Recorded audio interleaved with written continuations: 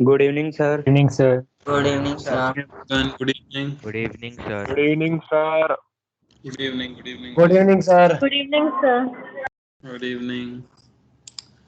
Good evening, sir. Okay. चलो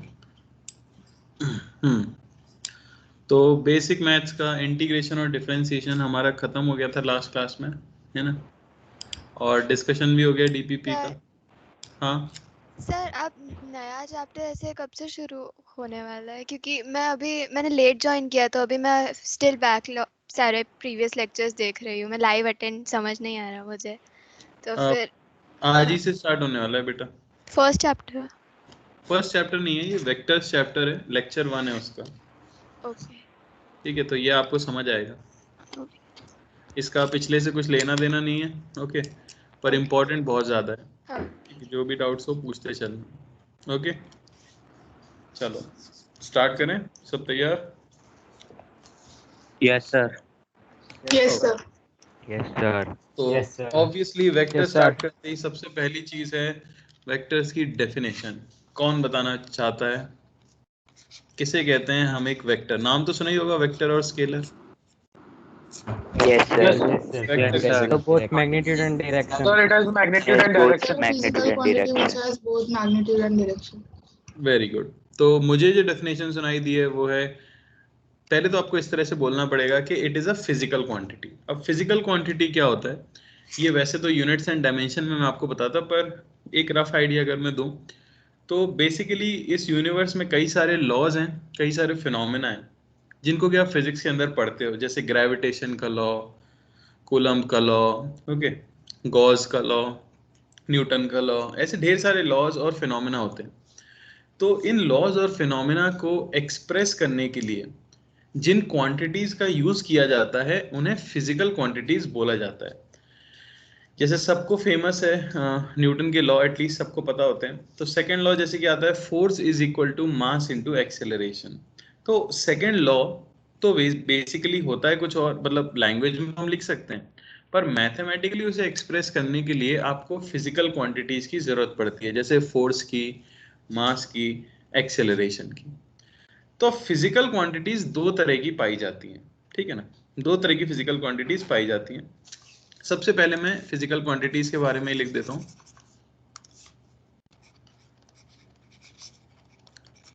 physical quantities, ठीक है ना? तो quantities that are used to express laws and phenomena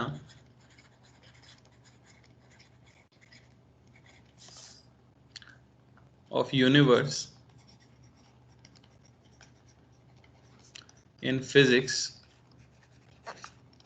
are called physical quantities, जिनके examples हो जाते हैं फोर्स, मास, वेलोसिटी, डिस्प्लेसमेंट, एक्सेट्रा, ठीक है ना? तो सारी फिजिकल क्वांटिटीज को दो मेन कैटेगरी में डिवाइड किया गया, जिनमें से पहली कैटेगरी हो जाती है scalar physical quantity. Scalar physical quantity, तो किन क्वांटिटीज को कह दिया जाता है स्केलर फिजिकल क्वांटिटीज? ऐसी क्वांटिटीज जिनके बारे में सारी की सारी इंफॉर्मेशन सिर्फ उनके मैग्नीट्यूड से हमें मिल जाए। मैग्नीट्यूड का मतलब होता है मात्रा, क्वांटिटी एक तरह से, ठीक है ना? तो ऐसी फिजिकल क्वांटिटीज जिनसे रिलेटेड सारी इंफॉर्मेशन, उन्हें एक्सप्रेस करने के लिए जो कुछ हमें जानना है वो सब पता लग जाए सिर्फ मैग्नीट्यूड से, उन्हें आप क्या कहते हो? स्केलर फिजिकल क्वांटिटीज कहते हो। ओके, तो quantities that have magnitude only, magnitude only. इसके कुछ फेमस एग्जांपल जाते हैं, जैसे कि मास। ओके, तो जैसे हम किसी ऑब्जेक्ट का मास बताना चाहते हैं कि ये ऑब्जेक्ट 1 केजी की है, 2 केजी की है, तो उसमें डायरेक्शन की कोई जरूरत नहीं पड़ती, सिर्फ और सिर्फ आप 1 2 3 4 इस तरह से क्वांटिटी बता दो, वो सफिशिएंट है। अब मैं बोलूंगा जैसे मेरा मोबाइल फोन 160 ग्राम का है, मैं ऐसे नहीं बोलूंगा कि मोबाइल फोन 160 ग्राम का नॉर्थ में है या 150 ग्राम का वेस्ट में है, उसका कोई सेंस भी नहीं बनता, ठीक है ना। तो मास जैसे कि एक स्केलर क्वांटिटी है, उसके बाद स्पीड एक स्केलर क्वांटिटी है। जैसे कार में आपके ओडोमीटर होता है या स्पीडोमीटर होता है, तो वो आपको क्या बताता है, सिर्फ ये बताता है कि कितने मैग्नीट्यूड से आप चल रहे हो, वो ये नहीं बताता कि आप चल किस डायरेक्शन में रहे हो, है ना। सिर्फ और सिर्फ क्या बताता है आपको, मैग्नीट्यूड। तो स्पीड हो गया हमारे पास, डिस्टेंस, ठीक है ना। सिमिलरली कार के अंदर डिस्टेंस क्या हुआ, टाइम आएगा उसमें? बिल्कुल टाइम आएगा, टाइम की कोई डायरेक्शन नहीं है, ठीक है ना। तो टाइम भी क्या है, एक स्केलर क्वांटिटी है। सर इलेक्ट्रॉन आएगा क्या कौन बेटा, इसमें? इलेक्ट्रॉन आएगा क्या? इलेक्ट्रॉन कोई फिजिकल क्वांटिटी नहीं है, इलेक्ट्रॉन एक पार्टिकल है। सॉरी, उसका चार्ज जो होता है कूलम। चार्ज की बात कर रहे हो, चार्ज एक स्केलर क्वांटिटी है, बिल्कुल। सर लेंथ भी, लेंथ भी एक स्केलर क्वांटिटी है। Sir current? अभी उसके ऊपर आते हैं बेटा, ठीक है ना। अब ऐसे में सारी नहीं लिखूंगा वरना तो पूरा जीवन निकल जाएगा, आपको जनरल आइडिया लग गया। ऐसी कोई क्वांटिटी जिसमें सिर्फ मैग्नीट्यूड बताया जाता है, जब मैं बोल रहा हूँ तो 2 मिनट रुक जाएगा, ठीक है ना। ऐसी कोई क्वांटिटी जिसमें सिर्फ मैग्नीट्यूड बताया जा रहा हो, उसे आप क्या कहते हो, स्केलर क्वांटिटी कहते हो। अब बोलो क्या डाउट है। सर मास में थोड़ा बहुत वेरिएशन आता है ना ड्यू टू द अर्थ, तो वो तब भी स्केलर में ही आएगा? हमेशा स्केलर ही आएगा, और मास में जो चेंज आता है वो स्पीड की वजह से आता है, उसका डायरेक्शन से कुछ लेना देना नहीं है, ओके। तो इन सभी को क्या कहते हैं, स्केलर क्वांटिटीज कहते हैं, ओके। अब यहाँ पे एक खास बात है, क्या हुआ, डिस्टेंस तो लेंथ के अंदर ही होगा ना? ठीक है, डिस्टेंस भी हम मेजर कर रहे हैं काफी है। देखो जबरदस्ती डाउट मत पूछो, आपको डाउट आए तो डाउट पूछो। चलो ध्यान से, सबको मेरे हिसाब से क्लियर है स्केलर क्वांटिटीज किन्हें कहते हैं। यहां मैं आपसे एक चीज बताना चाहता हूं कि अगर मैं आपसे 2 स्केलर क्वांटिटीज को ऐड करने की बात करूं, मैं जैसे कि बोलूं कि भाई मेरे पास 1 kg मास था और मैंने उसमें 1 kg मास ऐड किया है, तो क्या आप मुझे बता सकते हो कि टोटल मास कितना होगा? अलजेब्रिक एडिशन से 2 kg हो जाएगा डायरेक्ट। 2 kg, ठीक है ना। इसमें हमें कुछ सोचने की जरूरत नहीं पड़ती, क्योंकि बचपन से हम जो पढ़ते आ रहे हैं मैथमेटिक्स, वो स्केलर की ही पढ़ते आ रहे हैं। 1 किलो में आप 1 किलो जोड़ोगे तो 2 किलो ही होगा, है ना, चाहे आप कुछ भी कर लो। अब बात आती है, क्या हुआ? पहले 18 यार, सर उसका माइक कड़क क्यों? माइक चालू है सर शायद उसका माइक ऑन रह गया उससे, और वो भावनाओं में बहे जा रहा है। भाई साहब माइक चालू है, म्यूट करता हूं मैं सबका।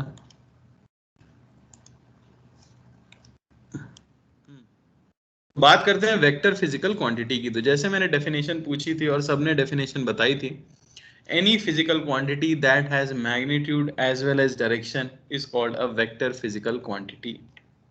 अब मैं जानता हूं कि इस क्लास में एक ना एक बच्चा ऐसा जरूर होगा जो कि इस डेफिनेशन को करेक्ट करके सही डेफिनेशन बता दे। बोलो, हर साल होता है, हर बैच में होता है। Obeying the law of addition. Sir क्या? क्या बात, वेक्टर लॉ क्या ऑफ बात। तो मैंने कहा ही था, हमेशा की बात है, वेक्टर फिजिकल क्वांटिटी बोला जाता है उन फिजिकल क्वांटिटीज को that have magnitude as well as direction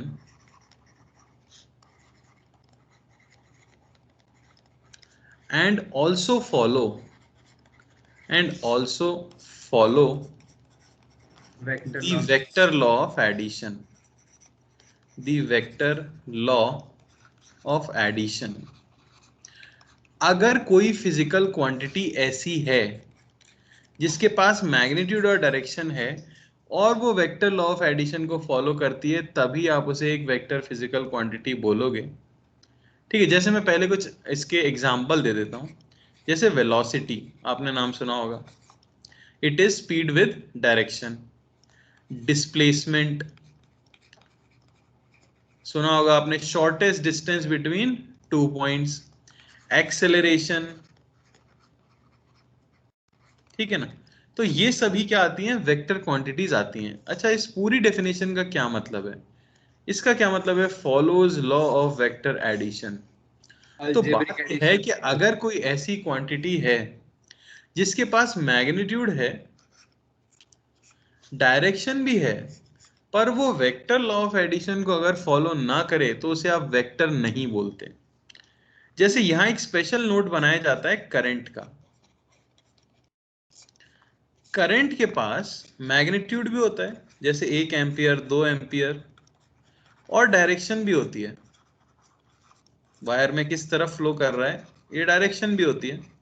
लेकिन करंट को स्टिल क्या बोला जाता है, एक स्केलर क्वांटिटी की तरह ट्रीट किया जाता है। अगर मैं आपसे पूछूं, ये सिंपल क्वेश्चन जरा ध्यान से देखना, यहां से 1 एम्पियर करंट आया और यहां से 2 एम्पियर करंट आया, तो यहां से कितना करंट जाएगा, क्या आप मुझे बता सकते हो? 3 एम्पियर। सीधी सी बात है, 1 एम्पियर यहां से आया, 2 एम्पियर यहां से आया, तो 3 एम्पियर यहां से आएगा। ये एंगल में थीटा अगर बोल दूं, ठीक है, और इसको मैं अगर I3 बोल दूं, तो मैं कह सकता हूं कि I3 is independent of theta, है कि नहीं?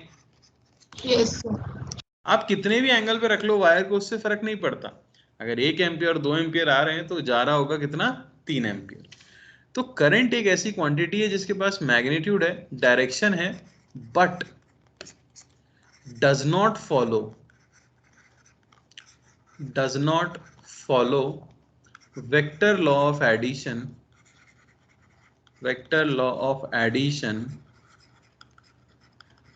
इसीलिए हम उसे ट्रीट करते हैं एज स्केलर। इसलिए आपने 1 + 2 क्या लिख दिया है, 3। बात समझ आई क्या? क्लियर है? Yes sir. तो वेक्टर और स्केलर के बीच का मेन डिफरेंस क्या है, मैं फिर से एक बार समराइज कर रहा हूं। स्केलर फिजिकल क्वांटिटी वो फिजिकल क्वांटिटी है जिसके पास सिर्फ और सिर्फ मैग्नीट्यूड है, ठीक है ना? जबकि वेक्टर फिजिकल क्वांटिटी एक ऐसी फिजिकल क्वांटिटी है जिसके पास मैग्नीट्यूड है, डायरेक्शन है, और साथ ही साथ इसके एडिशन का एक अलग लॉ है। अब वो लॉ क्या है वो हम सीखेंगे, पर अभी तो बात है कि इसे ऐड अलग तरीके से किया जाता है, ठीक है? तो उसे भी फॉलो करना चाहिए। क्लियर?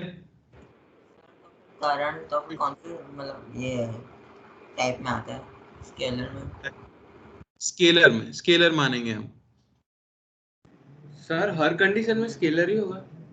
बिल्कुल स्केलर ही मान के चलते हैं। वो जो टेंसर वगैरह आपको सोचना नहीं है, शायद किसी ने बचपन में स्टाइल मानने के लिए आपको टेंसर बोल दिया होगा, पर आप डील नहीं करते टेंसर के अंदर। बेसिकली स्केलर वेक्टर दोनों टेंसर के ही टाइप होते हैं, उनकी रैंक 0 रैंक 1 होती है, पर वो सब बीटेक का पार्ट है, वो 11 12th का पार्ट नहीं है। तो अगर किसी ने आपको जीवन में टेंसर शब्द बोला भी है तो उस पर जाने की जरूरत नहीं है, ठीक है ना? आपके लिए स्केलर ही है वो। ओके, लेकिन स्केलर के अंदर तो सिर्फ डायरेक्शन नहीं होती है, करंट के अंदर डायरेक्शन होती है। तो मेरे भाई मैंने इसीलिए treat it as a scalar लिखा है। जबरदस्ती चीज़ों को कॉम्प्लिकेट करके कोई फायदा नहीं है। अगर आप चाहो फिर टेंसर में ही जाना तो वो ऑब्वियसली मैं नहीं जाऊंगा, क्योंकि वो सिलेबस के स्कोप के ही बाहर है। समझ आया? उसको आपको ट्रीट करना है एज अ स्केलर। समझ आई बात? आगे बढ़े? Yes, sir. Yes, sir. Okay, तो ये तो हो गया भाई डेफिनेशन वाला पार्ट। अब आते हैं थोड़ा रिप्रेजेंटेशन पर, ठीक है ना? Representation of a vector.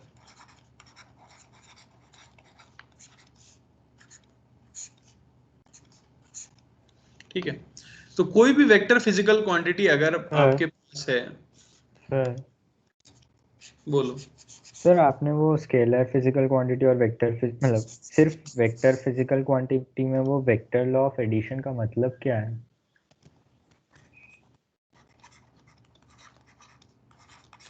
Vector law of addition यानी कि वेक्टर को ऐड करने का जो लॉ है उसको फॉलो करना चाहिए।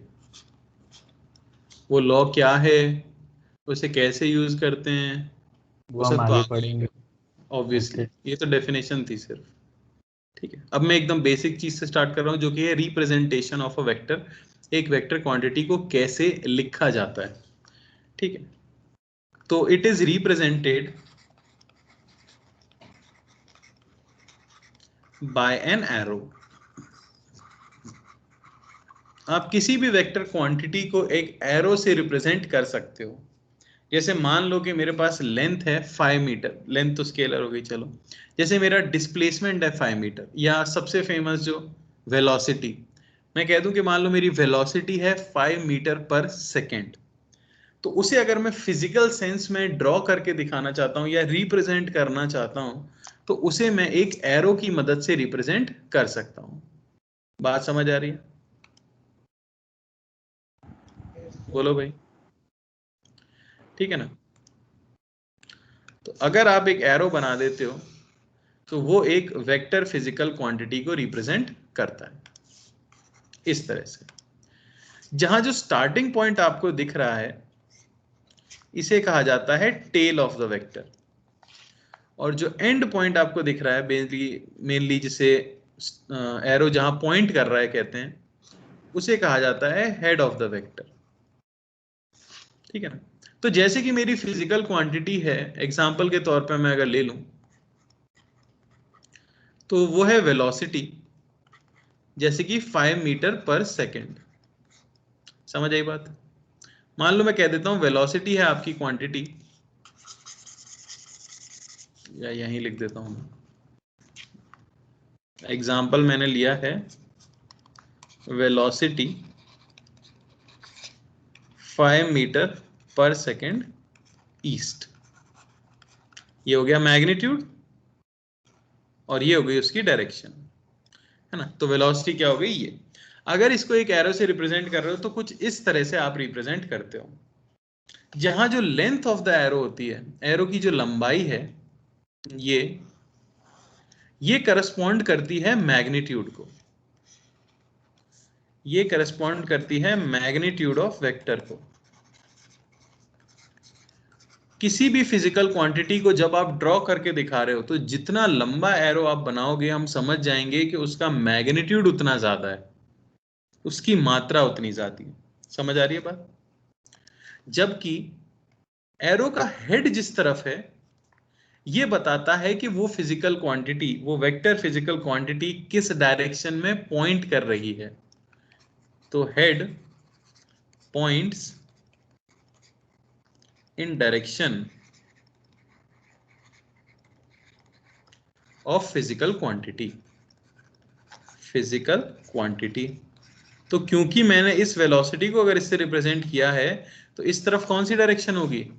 इस तरफ आपकी ईस्ट डायरेक्शन होगी, इसलिए ये पॉइंट कर रहा है ईस्ट की तरफ। बात समझ आई?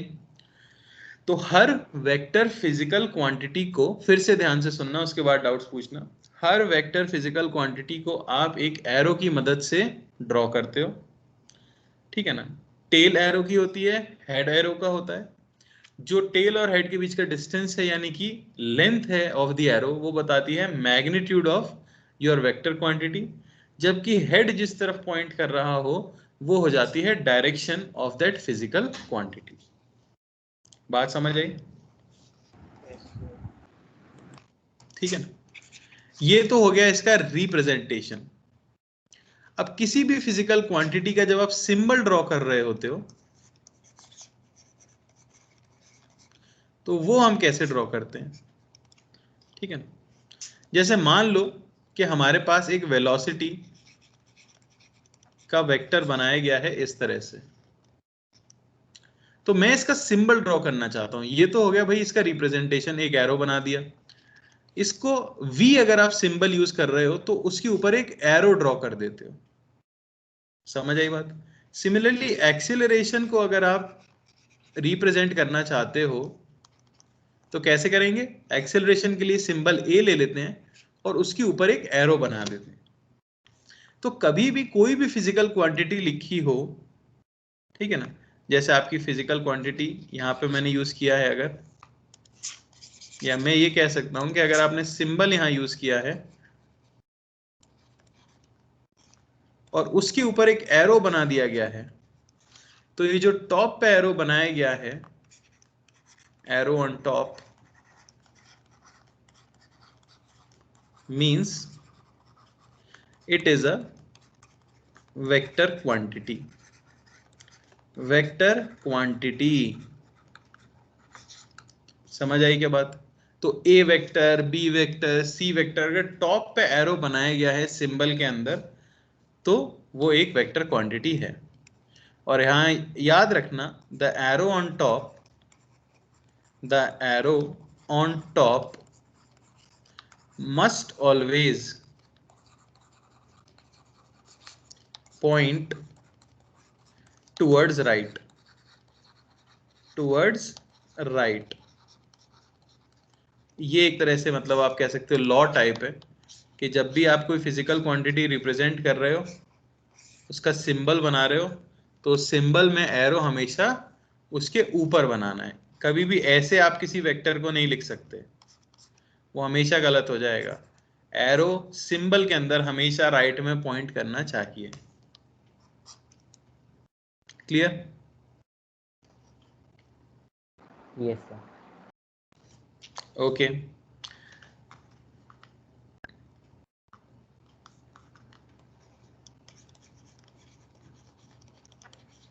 अब कई बार आपको नाम रखना पड़ जाता है वेक्टर का। जैसे मान लो कि इस तरह से एक वेक्टर क्वांटिटी थी आपकी, कोई आदमी ए पॉइंट से स्टार्ट हुआ और बी पॉइंट पे गया, तो क्या मैं कह सकता हूं कि उसका डिस्प्लेसमेंट कितना है? डिस्प्लेसमेंट, कोई आदमी ए पॉइंट से शुरू हुआ और बी पॉइंट पे गया, तो हम उसका डिस्प्लेसमेंट ए बी कह सकते हैं। तो वेक्टर फॉर्म में रिप्रेजेंट कैसे करोगे? सिंबल क्या बनाओगे? सिंबल आप बनाओगे कि ए बी जो डिस्टेंस है और उसके ऊपर एक वेक्टर साइन। बात समझ आई? ये रिप्रेजेंट कर रहा है कि देखो जरा, टेल किसके ऊपर है? ए के ऊपर। हेड किसके ऊपर है? बी के ऊपर। देख सकते हो ना इस सिंबल के अंदर। तो ये रिप्रेजेंट कर रहा है, इसे मैं लिख दूंगा डिस्प्लेसमेंट। ये रिप्रेजेंट कर रहा है, टेल देखो ए के ऊपर है, यानी पार्टिकल ए से शुरू हुआ और बी पे जाके खत्म हो गया, यानी डिस्प्लेसमेंट ए बी वेक्टर है। बात समझ आ रही है? यस। सिंपल सिंपल चीजें, इसमें कुछ लॉजिक नहीं है, ये सब रूल्स फॉलो करने होते हैं हमें। सिमिलरली अगर कोई इस तरह से बना दे कि ये आपका ए है और ये आपका बी है, कोई बी से शुरू हुआ और ए पे जाके खत्म हुआ है, तो उसका सिंबल आप कैसे बनाओगे? ये वेक्टर। क्या मैं इसे इस तरह से लिख सकता हूं? नहीं। देखो बी के ऊपर टेल है और ए के ऊपर हेड है। नहीं लिख सकते सर, उल्टा है। बी के ऊपर सही तो है, बी के ऊपर टेल है और ए के ऊपर हेड है। सर आपने अभी हमने लॉ पढ़ा, वो लेफ्ट साइड है। सर वो बिल्कुल सही बात है, एरो हमेशा राइट पे होगा। क्योंकि एरो इन symbol must point two right, must point towards right. तो क्या लिखूं फिर मैं उसे? अगर आपको सिंबल में एरो राइट पे चाहिए तो टेल क्या है? टेल बी के ऊपर है तो बी, और हेड ए के ऊपर है तो ए वेक्टर। इसे मैं क्या लिखूंगा? बी ए वेक्टर लिखूंगा। तो एरो वेक्टर के रिप्रेजेंटेशन में किसी को कोई डाउट अब है तो पूछो। No sir. कोई भी डाउट? No sir. सिंबल लिखना सीखा है और अभी कुछ नहीं सीखा। क्लियर? चलिए, तो आगे बढ़ने से पहले हमें देखने होंगे टाइप्स ऑफ वेक्टर्स। और यहाँ कुछ इंपॉर्टेंट एक दो प्रॉपर्टीज भी आ जाएंगी, जो जैसे जैसे आएंगी मैं बताता चला जाऊंगा। सबसे पहला टाइप आ जाता है कोलिनियर वेक्टर्स का। नाम से ही आपको पता लग रहा है, कोलिनियर वेक्टर्स का मतलब क्या होगा? Vectors that lie on the same line, on the same line are collinear vectors। अरे सही लिखा है क्या मैंने? जैसे एक ये वेक्टर हो गया और एक ये वेक्टर हो गया, जैसे इसको ए नाम दे दें, ए वेक्टर, ये सिंबल हो गया इसका, ये बी वेक्टर, तो क्या दोनों कोलिनियर हैं? बताइए भाई। हाँ सर। हाँ sir. A and B are collinear. Sir इसमें डायरेक्शन इररिलेवेंट होता है? बेटा सेम लाइन के अलोंग होनी चाहिए ना, सेम लाइन में डायरेक्शन, जैसे हाँ अब मैं आपको बोलूं ये सी वेक्टर है और ये डी वेक्टर है, क्या ये कोलिनियर है? Yes sir. नहीं, नहीं, क्या अलग। हो गया भाई, क्या हो गया? एक ही लाइन पे तो बनाए हैं। डायरेक्शन। डायरेक्शन क्या है? अरे डेफिनेशन पढ़ो बेटा, डायरेक्शन नहीं। क्या डेफिनेशन है? सेम लाइन के ऊपर लाई करने चाहिए। अरे लाई कर रहे हैं क्या? हाँ सर, सेम तो हो लाइन। गए ना कोलिनियर। बस Yes, sir. डेफिनेशन पढ़ो, उतनी चीज सब फुलफिल हो रही है तो बहुत है। Okay sir. कोई कष्ट किसी को? अब इन No, sir. कोलिनियर का भी टाइप दे दिया जाता है, टाइप ऑफ कोलिनियर वेक्टर्स। ठीक है ना, ध्यान देना जरा। तो इनमें पहला टाइप आ जाता है पैरेलल वेक्टर्स। पैरेलल वेक्टर्स किनको बोला जाएगा? पैरेलल वेक्टर्स, नाम में डेफिनेशन छुपी है। किनको बोला जाएगा पैरेलल वेक्टर्स? पैरेलल है। जो एक दूसरे के पैरेलल हो। बिल्कुल, Parallel vectors vectors. Pointing in in same the same direction. क्या मैं ये कह सकता हूं? ऐसे वेक्टर्स जो कि सेम डायरेक्शन में पॉइंट कर रहे हों, जैसे कि ये ए वेक्टर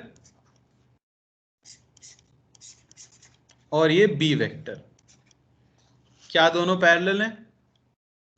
हाँ। Yes sir. दोनों की डायरेक्शन Yes, कौन sir. बताता है? हेड। दोनों एक ही तरफ पॉइंट कर रहे हैं, तो आप कह दोगे A vector is parallel to B vector. याद रखें, मैग्नीट्यूड में कोई रिलेशन नहीं है, सिर्फ और सिर्फ क्या सेम होनी चाहिए? डायरेक्शन सेम होनी चाहिए। कोई दिक्कत किसी को? सेम लाइन पे तो नहीं है ना, तो कोलिनियर का टाइप आ जाएगा, आ जाएगा, सब्र थोड़ा सा बस। पैरेलल शिफ्टिंग होगा। पैरेलल क्लियर हुआ? ठीक है ना? Yes sir. क्या एंगल कितना है Yes, sir. वेक्टर्स के बीच में? सर सेम डायरेक्शन होना क्यों जरूरी है पैरेलल में? हाँ, एंगल कितना है वेक्टर्स के बीच में? 360 और 0 शायद। एंगल बिटवीन वेक्टर्स, दो पैरेलल लाइंस के बीच का वेक्टर्स 90। 0 होगा आ गए। अरे 0 डिग्री होता है भाई। सर 360 और 0। 0 से 180 के बीच बता देते हैं हम तो 0 डिग्री आ गया। कोई समस्या? सर उसके क्या सेम कहलाता? डायरेक्शन होना क्यों जरूरी है? क्योंकि नाम है बेटा उनका, ये टाइप। क्यों, क्या होता है मतलब? बोलो क्यों मतलब? एक लाल लाल फल है, उसमें बीच में बीज होते हैं ढेर सारे, है ना, किलो के भाव से आता है और वाटर कंटेंट बहुत हाई होता है, तो उसे तरबूज क्यों कहते हैं? इसका क्या बताऊं मैं, उसका नाम है। वैसे ही पैरेलल वेक्टर्स पैरेलल होने चाहिए, और पैरेलल के बीच का एंगल ऑब्वियसली क्या रहेगा? 0 डिग्री रहेगा। मैंने ड्रॉ करके देखा है, दोनों अगर सेम डायरेक्शन में पॉइंट कर रहे हैं तो बीच का एंगल क्या है? 0 है, इसलिए उनको पैरेलल वेक्टर्स बोला जाता है। चलो, एंटी पैरेलल वेक्टर्स किन्हें बोला जाएगा? जो पैरेलल जो opposite direction में नहीं, होंगे। ये मत बोलना जो पैरेलल ना हो। Same vectors having opposite direction. Direction. Angle 180। Opposite direction, जो पैरेलल ना हो वो तो ये भी हो जाते हैं, तो ये एंटी पैरेलल नहीं है।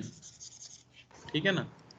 तो एक वेक्टर अगर राइट की तरफ है और एक वेक्टर जो है लेफ्ट की तरफ है, तो आप कहते हो कि A vector is anti parallel to B vector. समझ आई बात? या आप कह सकते हो कि एंगल बिटवीन वेक्टर्स क्या होना चाहिए? 180 180 डिग्री। बिल्कुल सही। 180 वेक्टर्स इज 180 डिग्रीज। कोई कष्ट किसी को? नहीं सर। बोलो, कोई दिक्कत नहीं है। तो अब आ जाते हैं पहली प्रॉपर्टी के ऊपर। No sir. पहली प्रॉपर्टी जो वेक्टर्स की होती है वो होती है कि अ वेक्टर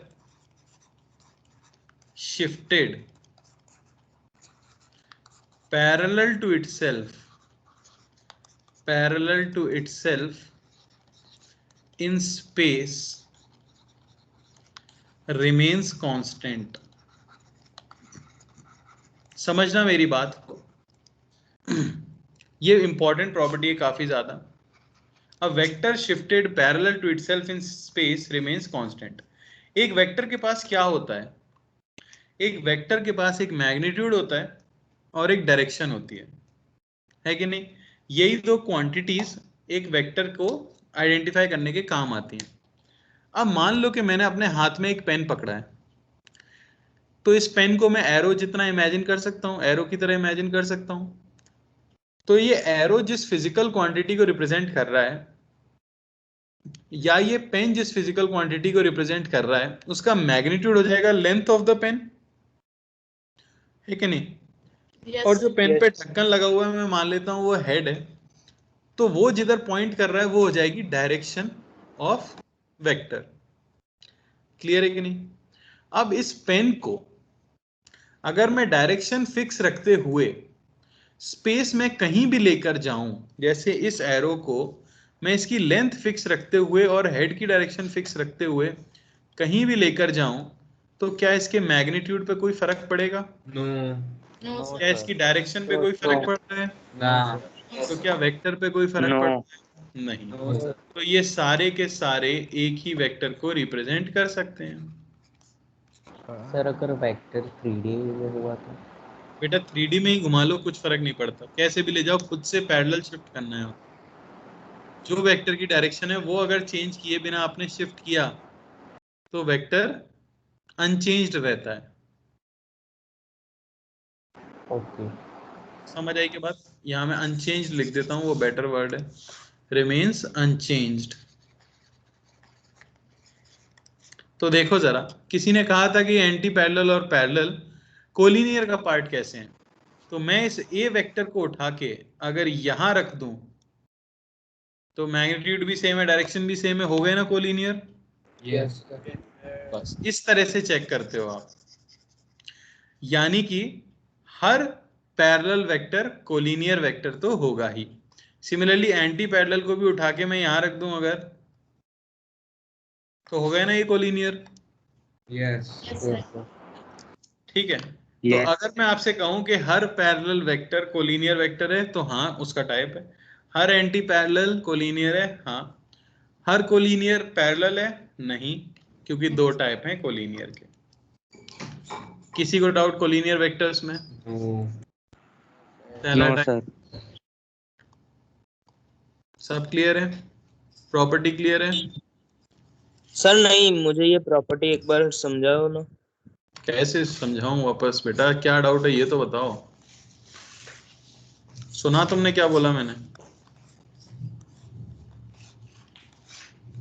भाई साहब चले गए क्या? क्या सुना अभी तक?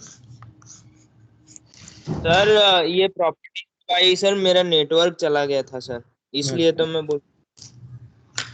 तो किसी भी वेक्टर को अगर खुद से पैरेलल शिफ्ट करा जाए तो वो अनचेंज्ड रहता है, मैं ये कह रहा हूँ। समझ आ रही बात? तो जैसे ये एरो है, इसका डायरेक्शन फिक्स रखते हुए और लेंथ फिक्स रखते हुए इसे स्पेस में कहीं भी रख दो, क्या वेक्टर चेंज होगा? नहीं सर। क्यों नहीं होगा? क्योंकि मैग्नीट्यूड सेम है, डायरेक्शन सेम है। मैग्नीट्यूड और डायरेक्शन सेम है। तो बस यही हमने देखी है प्रॉपर्टी। Okay sir. दूसरे टाइप के ऊपर चलते हैं। हाँ बोलो। सर आपने कोलिनियर वेक्टर्स में आप ऊपर करिए ना थोड़ा तो समझ आ जाए।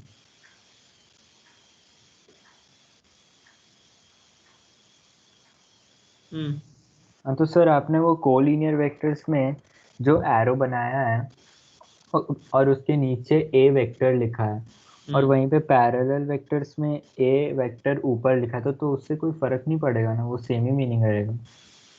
कहाँ? हाँ वो यहाँ तो सिंबल पैरेलल है, वो तो सिंबल है, उससे कुछ फर्क नहीं पड़ता। ऊपर नीचे लिखे कोई फर्क नहीं पड़ेगा मतलब। सिंबल है, वेलोसिटी कहीं भी लिखते हैं अपन लिख देते हैं, Okay. उससे फर्क नहीं पड़ेगा। ठीक है, अगली चीज है इक्वल वेक्टर्स। नाम से पता चल रहा है vectors having same magnitude as well as direction. नाम से ही पता चल रहा है भाई, है कि नहीं? जैसे ये एक वेक्टर हो गया और ये एक वेक्टर हो गया, ये मान लो ए वेक्टर है, ये मान लो बी वेक्टर है, दोनों की लेंथ सेम है, डायरेक्शन सेम है, तो आप कह सकते हो A vector is equal to B vector. कोई दिक्कत? क्या मुझे बता सकते हो इक्वल वेक्टर्स के बीच का एंगल कितना होगा? 0 या 360। Angle between equal vectors sir 0 होगा। इज 0 डिग्री हमेशा। अगर मैं आपसे बोलूं कि हर इक्वल वेक्टर पैरेलल वेक्टर होगा, तो क्या ये बात सही है? सही है। Yes sir. सही है, सही है। बोलिए। Yes sir. every equal vector is a parallel vector। और हर पैरेलल वेक्टर एक इक्वल वेक्टर होगा? नहीं। No sir. क्योंकि Not necessary, पैरेलल sir. होने के लिए तो सिर्फ डायरेक्शन सेम होना जरूरी है ना? तो जरूरी थोड़ी है कि मैग्नीट्यूड भी सेम हो। बात समझ आ रही है? Yes sir. तो आप क्या लिख दोगे कि not every yes sir. Parallel vector is equal vector. और रीजन क्या है? Magnitude can be different. कोई कष्ट किसी को? Equal vector. No sir. Sir हम 0 और 360 क्यों नहीं लिखते इसमें? बेटा 0 ही लिखेंगे, वरना 360 फिर 720 ऐसे तो ऐड करते जाओ जीवन भर, है ना? आप तो वेक्टर्स में कर सकते हैं ऐसा थीटा 360। बेटा 360 कुछ नहीं होता, थीटा 0 ही होता है 360 मतलब। आप एक जगह खड़े हो, आप पूरा गोल घूम के वैसे ही खड़े हो गए, मैं पूछूं कितना घूमे? 0 डिग्री। हाँ 0 बोलो या 360 बोलो, एक ही बात है। हाँ है ना? हाँ सर, पर बाकी जगह लिखते थे इसलिए। हाँ हो सकता है, लिख लो आप, लिखना है तो ठीक है। अगला आ जाता है जैसे negative of a vector. Negative of a vector, फिर से बड़े ही सिंपल नाम है इनके। क्या होगा नेगेटिव ऑफ वेक्टर? 2 का नेगेटिव होता है जैसे -2 स्केलर के अंदर, 5 का नेगेटिव होता है -5। सेम वैसे magnitude negative of a different vector होगा सेम मैग्नीट्यूड ऑपोजिट डायरेक्शन। बिल्कुल सही, ऑपोजिट डायरेक्शन। डायरेक्शन एकदम ऑपोजिट और मैग्नीट्यूड एकदम सेम। जैसे ये मैं बना दूं, ये हमारा ए वेक्टर है, और ये मैं बना दूं, ये हमारा बी वेक्टर है। ठीक है ना? इनका मैग्नीट्यूड सेम है, डायरेक्शन ऑपोजिट है, तो मैं लिख सकता हूं A vector is equal to negative of B vector, या B vector is equal to negative of A vector. ये माइनस साइन बस ये शो कर देता है कि इनकी डायरेक्शन क्या है, ऑपोजिट है। क्लियर हुआ कि नहीं? Yes sir. तो एंगल कितना होगा? Angle between negative vectors 180 degree. 180। बिल्कुल सही।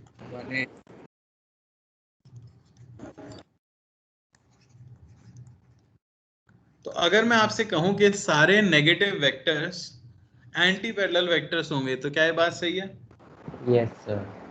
और सारे anti parallel Yes, sir. Negative Yes, होंगे, तो ये बात गलत है। गलत है। गलत।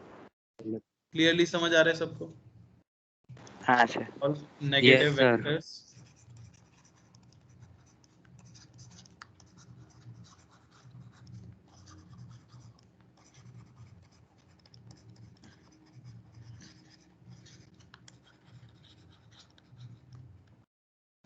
चलो, तो ये बात हमारी क्लियर हो गई। इसके बाद चलते हैं चौथे टाइप के ऊपर, जिसे कहा जाता है नल वेक्टर और जीरो वेक्टर।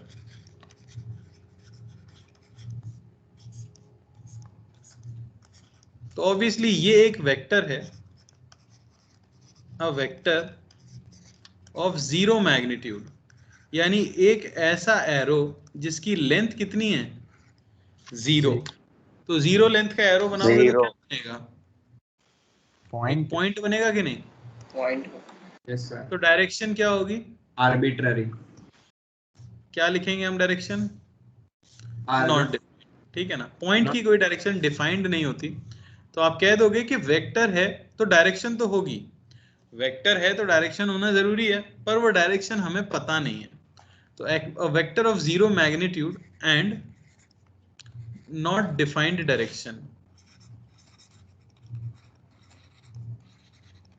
डायरेक्शन, इसका भी यूज मैं बताऊंगा जब इसे हम पढ़ेंगे डिटेल में, अभी बस इसका सिंबल याद कर लो। सर ये समझ सिंपल में बड़ा आया ही कि इसकी सिंपल सा है डायरेक्शन जी। क्यों नहीं होती? बेटा पॉइंट इसकी क्या डायरेक्शन है बताओ, जो मैंने बनाया। हाँ हाँ ठीक है। ऑब्वियसली ये एक एरो है जिसकी लेंथ जीरो है, पर वो कहाँ पॉइंट कर रहा है वो पता ही नहीं है क्योंकि इतना छोटा है। ओके। ब्लैंक भी तो हो सकता है, जरूरी थोड़ी है वो पॉइंट ही हो। क्या हो सकता है, तो कुछ एरो हो ही नहीं, वो ब्लैंक एरो हो। हो ही नहीं, ऐसा नहीं है ना, हम डिफाइन कर रहे हैं ना जीरो वेक्टर। अच्छा, अब हर पॉइंट एक वेक्टर हो जरूरी नहीं है, पर जो जीरो वेक्टर होगा वो तो पॉइंट ही होगा ना। हाँ नहीं होगा, हाँ हाँ होगा। तो बस उसी के लिए बोला है, समझ आया? सर एक sir example. Sir negative vector वापस समझा सकते हो, मैं डिस्कनेक्ट हो गई। बेटा magnitude same, direction opposite. Okay sir. जैसे इक्वल में magnitude same direction same, negative vector में magnitude same direction opposite. Thank you sir. अब आता है सबसे जरूरी वेक्टर, क्या हुआ सर जीरो वेक्टर का कोई एग्जांपल दो ना। आगे आएगा बेटा, अभी नहीं दे पाऊंगा, ठीक है। अगला आता है यूनिट वेक्टर, ठीक है ना। यूनिट वेक्टर किसे के बोला जाता है, तो basically a vector of magnitude unity, यानी कि 1 is called a unit vector. ऐसा कोई वेक्टर जिसका कि मैग्नीट्यूड 1 हो उसे आप एक यूनिट वेक्टर कहते हो, ठीक है ना। अब ऐसा सोचोगे किसी भी वेक्टर के अंदर क्या क्या होता है, उसका मैग्नीट्यूड होता है और उससे साथ आप उसकी डायरेक्शन लिखते हो, है कि नहीं? Yes sir. तो अगर किसी का मैग्नीट्यूड 1 हो गया तो बेसिकली आपको क्या मिलेगा, सिर्फ डायरेक्शन। डायरेक्शन। तो इसका यूज है use to represent direction only of a vector. सिर्फ डायरेक्शन रिप्रेजेंट करनी हो तो हम यूनिट वेक्टर का इस्तेमाल करते हैं। इसका जो सिंबल होता है वो कुछ इस तरह से होता है, ऊपर एक टोपी बना देते हो आप, इसलिए इसको बोलते हैं कैप, या कई जगह पे इसे हैट भी बोलते हैं, ठीक है ना, या इसे कैरेट भी बोला जाता है। ओके, तो कैप हम यूज करेंगे, बाकी हैट और कैरेट पता नहीं कौन यूज करता है। तो इस तरह का सिंबल कहीं दिया हो तो उसका मतलब समझना कि वो यूनिट वेक्टर है। बात समझ आई?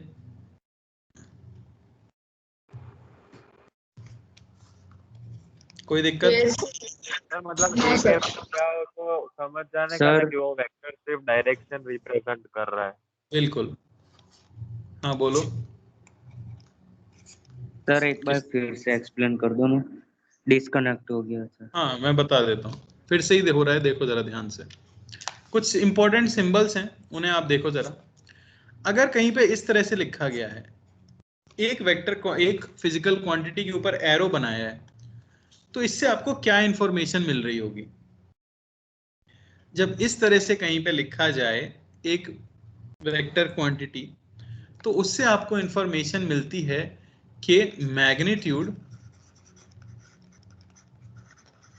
डायरेक्शन और साथ में मल्टीप्लाइड डायरेक्शन लिखी हुई है। बात समझ आई? जब भी कहीं एक सिंबल इस तरह से बनाया जाए, यानी कि आपकी फिजिकल क्वांटिटी है और उसके ऊपर एक एरो बना दिया गया है, तो उसका मतलब होता है कि उसमें magnitude as well as direction है। जैसे मैं कहूं v वेक्टर, ये है 10 मीटर पर सेकेंड ईस्ट, तो इससे आपको सारी इंफॉर्मेशन मिल गई कि नहीं मिल गई? v वेक्टर जब मैंने लिखा तो उससे आपको सारी इंफॉर्मेशन मिली कि नहीं मिली? Yes sir. आपको मैग्नीट्यूड मिल गया, आपको डायरेक्शन मिल गई। तो कभी भी एरो बनाया गया हो अगर आपके सिंबल के अंदर, तो उसका मतलब समझते हो पूरा वेक्टर लिखा है, मैग्नीट्यूड भी लिखा है और डायरेक्शन भी लिखी है। ये आपका पहला इंपॉर्टेंट सिंबल था, ठीक है ना। दूसरा इंपॉर्टेंट सिंबल होता है ये, या सिर्फ ए लिख दिया जाए, या तो सिर्फ ए लिख दिया जाए, उसके ऊपर एरो ना बनाया जाए, या ऊपर एरो बनाया जाए तो साइड में 2 बार बना दिए जाएं, तो वो रिप्रेजेंट करता है मैग्नीट्यूड ओनली, मैग्नीट्यूड ओनली। बात समझ आई? जैसे इसी वेलोसिटी का एग्जांपल लेते हुए मैं कह सकता हूं, अगर मैं लिख दूं v वेक्टर का मॉड, या मैं सिर्फ v लिख दूं, तो मैं यहां लिखूंगा 10 मीटर पर सेकेंड, मैं ईस्ट नहीं लिखूंगा आगे। बात समझ आई? तो कोई आपसे मॉड लगा के पूछे या ऊपर एरो ना लगाए, उसका मतलब वो सिर्फ क्या जानना चाहता है? सिर्फ और सिर्फ मैग्नीट्यूड जानना चाहता है। बात समझ आई? और अब जो हमने रिसेंटली पढ़ा, एक कैप इस तरह कहीं लिखा जाए, यानी कि वो सिर्फ और सिर्फ आपसे क्या जानना चाहता है? डायरेक्शन जानना चाहता है। तो यूनिट वेक्टर एक ऐसा वेक्टर है जो आपको वेक्टर की सिर्फ और सिर्फ क्या बताता है भाई? डायरेक्शन बताता है। समझ आ रही है क्या बात? ये पूरी बात का सार है। अगर मैं एग्जांपल ले लूं,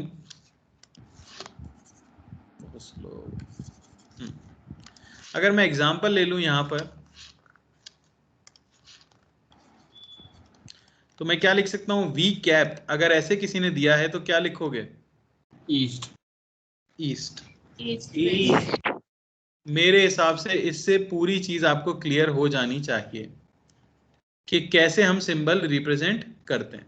कोई डाउट? No sir. अगर ऊपर एरो बना है, मैग्नीट्यूड प्लस डायरेक्शन है। अगर बार या सिंपली एरो ऊपर नहीं बना है तो वो हो जाता है आपका मैग्नीट्यूड ओनली, और कैप बनाए तो वो हो जाता है डायरेक्शन ओनली। हाँ बोलिए, डाउट? सर अगर ईस्ट के अलावा कोई और डायरेक्शन दियो तो वो मेंशन करेगा या फिर उस से पता चलेगा हमको? वो पता चल जाएगा, सब हो जाएगा। अभी तो मान के चलो जैसे ईस्ट है, नॉर्थ होता तो नॉर्थ लिख देते वहां। नहीं सर, मतलब सिंबल से पता चलेगा अपन को? सिंबल से नहीं पता चलेगा डायरेक्शन। चलो तो जरा ध्यान से देखो, पहली लाइन जो मैंने लिखी थी, मैंने लिखा था ए वेक्टर, ये होता है मैग्नीट्यूड और उसके साथ मल्टीप्लाइड उसकी डायरेक्शन। तो क्या मैं ये लिख सकता हूं कि जो डायरेक्शन होती है वो होती है आपका पूरा वेक्टर का इंफॉर्मेशन अपॉन मैग्नीट्यूड? अगर आप पूरे वेक्टर को मैग्नीट्यूड से डिवाइड कर दो, जैसे मैं इसे 10 से डिवाइड कर देता, तो 10 से 10 कट जाता, सिर्फ क्या बचता? ईस्ट बचता कि नहीं? यानी कोई वेक्टर क्वांटिटी दी गई है और उसका सिर्फ आपको डायरेक्शन जानना है, तो आपको क्या करना चाहिए? उसके मैग्नीट्यूड से डिवाइड कर देना चाहिए। तो हम यहां से एक फॉर्मूला बनाते हैं कि A cap is simply equal to A vector upon magnitude of A vector. जरूरी फॉर्मूला है, याद रखना।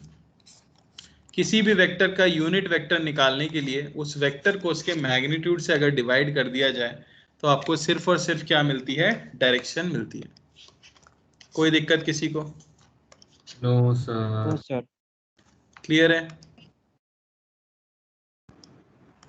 Yes sir, clear. Yes sir. Sir कोई डाउट है तो पूछो। Yes sir. हाँ पूछो ना। तो सर ए कैप के ऊपर मॉड्यूलस वाला जो साइन है वो डाल सकते हैं? किसके ऊपर? ए कैप पे मॉड्यूलस का साइन, ऐसा क्वेश्चन आ सकता है? बिल्कुल आ सकता है। आंसर भी जानते हो आप? कोई मुझे बता सकता है इसका answer? Magnitude and direction both. नहीं नहीं नहीं नहीं, कोई ये पूछ रहे हैं ए कैप का मैग्नीट्यूड कितना होगा? 1। किसी भी यूनिट वेक्टर का मैग्नीट्यूड क्या होता है? 1। सर फिर क्वेश्चन सॉल्व ही नहीं कर। अरे बात समझ आई क्या? Yes sir. क्वेश्चन कहाँ हुआ? ये तो किया फिर। ठीक है ना? चलो, तो सिंबल आपको क्लियर हो गया है शायद। इस तरह से हम लिखते हैं, ठीक है ना?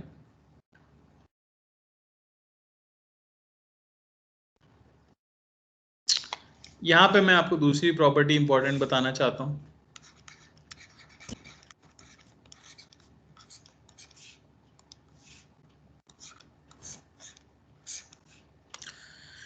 जो कि बहुत जरूरी है।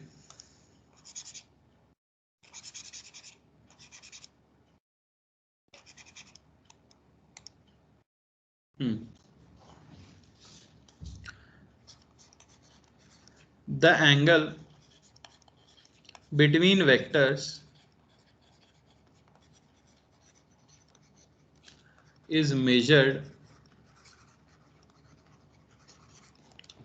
when they am I audible?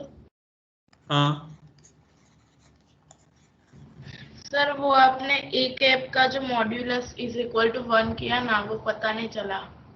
नहीं चला? अभी बता देते हैं।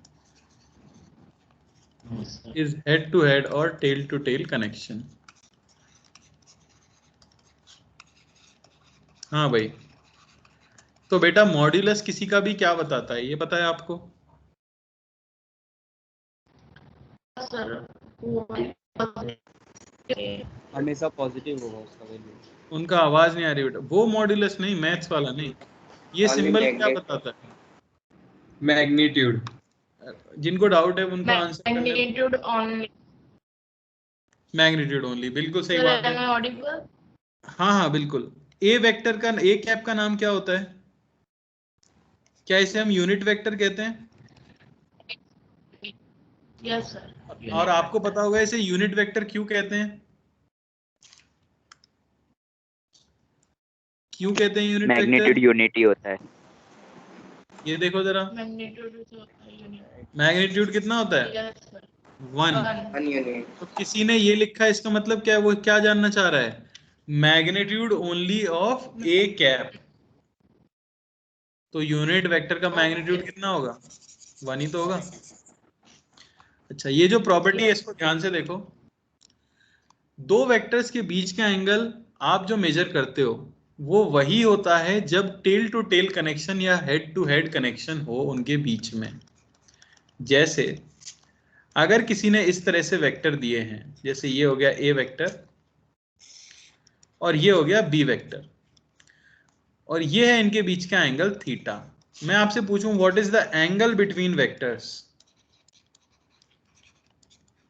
तो आप क्या बोलोगे? थीटा। आप देखोगे कि इनकी टेल टू टेल कनेक्शन है, यानी कि सही बात है। सही है कि नहीं? सिमिलरली अगर मैं आपसे बोलूं कि ये वेक्टर है ए वेक्टर और ये वेक्टर है बी वेक्टर और इनके ये एंगल आपको दिया गया है थीटा, और मैं आपसे पूछूं कि what is the angle between A vector and B vector? 180 minus theta. 180 minus theta. ठीक है, बहुत बढ़िया। जिनको आता है, जिनको नहीं आता वो सुनो।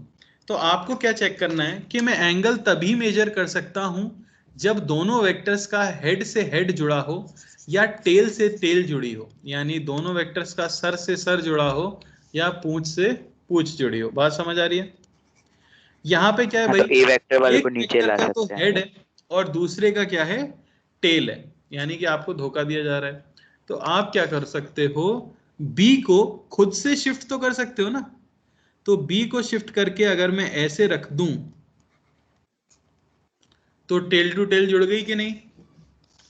तो ये जो इनके बीच का एंगल है 180 माइनस थीटा, वो इनके बीच का एंगल कहलाएगा, यानी अल्फा। और अल्फा हम क्लियरली देख सकते हैं 180 डिग्री माइनस थीटा है। किसी को कोई डाउट इसके अंदर? No sir, clear. या आप ए को No, पीछे sir. भी ले जा सकते थे, बात समझ रहे हो? आप ए को पीछे भी ले जा सकते थे। सर हाँ, ए को नीचे भी ले सकते हैं ना? नीचे, हाँ हाँ, नीचे बी लेके की आ सकते हैं, बिल्कुल कोई दिक्कत नहीं। कहीं भी शिफ्ट करो, आपको टेल से टेल जोड़नी है और हेड से हेड जोड़ना है और फिर एंगल नापना है। क्लियर हुआ क्या सभी को? Yes sir. तो जैसे मैं बोलूं कि फाइंड एंगल बिटवीन वेक्टर्स,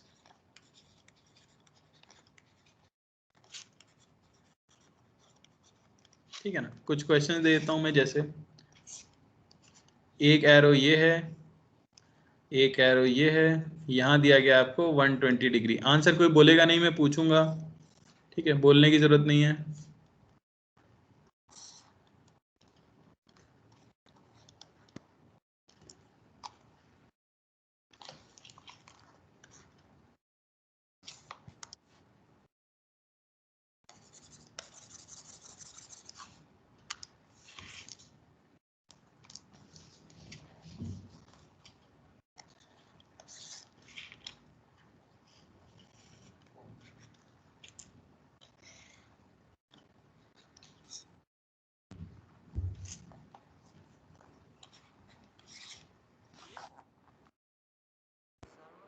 करना परपेंडिकुलर है ना?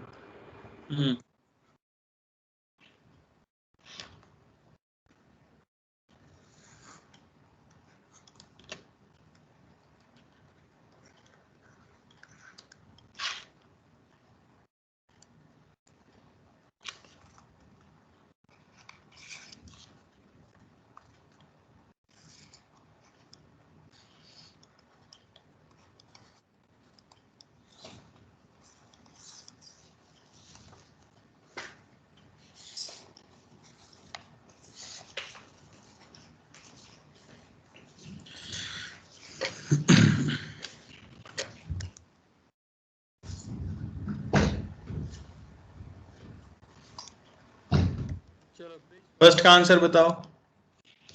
60। क्या? 120। पहले का आंसर आएगा 120 डिग्री। भाई टेल से टेल कनेक्टेड है तो चिंता की कोई बात ही नहीं है। अरे कोई दिक्कत किसी को? No sir. No sir. Tail से टेल पहले से कनेक्टेड है तो दिक्कत की कोई बात ही नहीं है। चलो शेन सेकंड बताओ। 60। Sir 60 degree. सेकंड 60, हेड से हेड पहले से कनेक्टेड है, कोई दिक्कत की बात ही नहीं है, जो एंगल है वही एंगल आ जाएगा। चलो अतिक थर्ड वाला बताओ। Sir 90 degree.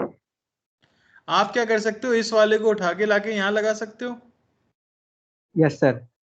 Tell to tail, तो यहाँ थीटा आपको 90 डिग्री दिख जाएगा। हम खुद से पैरेलल शिफ्ट कर सकते हैं वेक्टर को। ओके चलो अर्जुन सर, फोर्थ अगर का दो बता दो। वेक्टर्स को पैरेलल शिफ्ट करें तो चलेगा? फॉर एग्जांपल जो नीचे किसी वाले को भी शिफ्ट कर सकते हो आप, किसी को भी शिफ्ट कर दो, हेड टू हेड या टेल टू टेल कनेक्शन होना चाहिए। अर्जुन फोर्थ बता रहे हो भाई?